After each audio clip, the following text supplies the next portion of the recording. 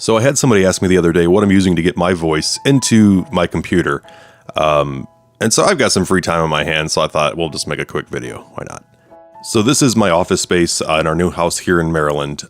Space is limited, so I traded out my bookshelf speakers for a little soundbar that just sits below my monitors, and then I already had the subwoofer, so I left that on the floor just to fill things out a little bit on the sides. Use whatever you have, but if you don't have anything, a good pair of headphones is probably the best place to start. Moving on to the meat and potatoes of this though, to get your voice into your computer, you're going to need essentially two major components. One is an audio converter, and one is the microphone that you're going to plug into that converter.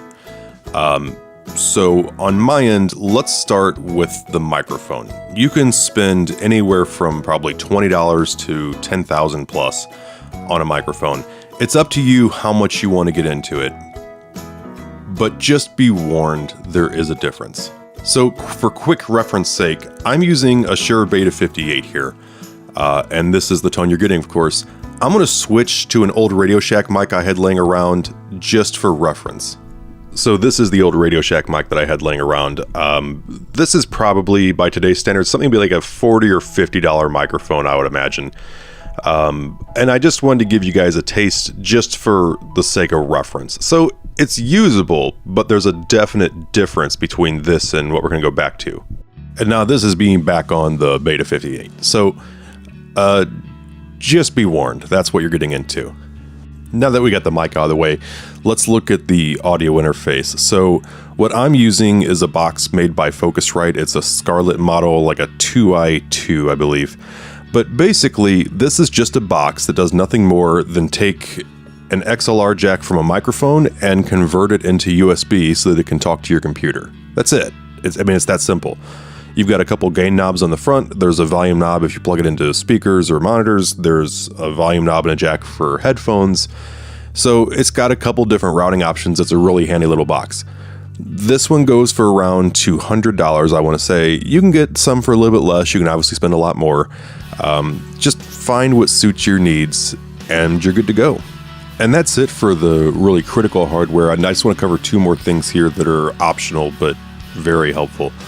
If you're doing most of your talking on your PC at a desk, kind of at the same spot all the time, they make these little boom arms that are very affordable and it's very handy. You can just push your mic up and out of the way when you're not using it and pull it right back towards you when you want it, and it's just super convenient. I strongly recommend it. I love mine. The other accessory I would, of course, recommend is a pop filter. And again, you can get these pretty inexpensively online.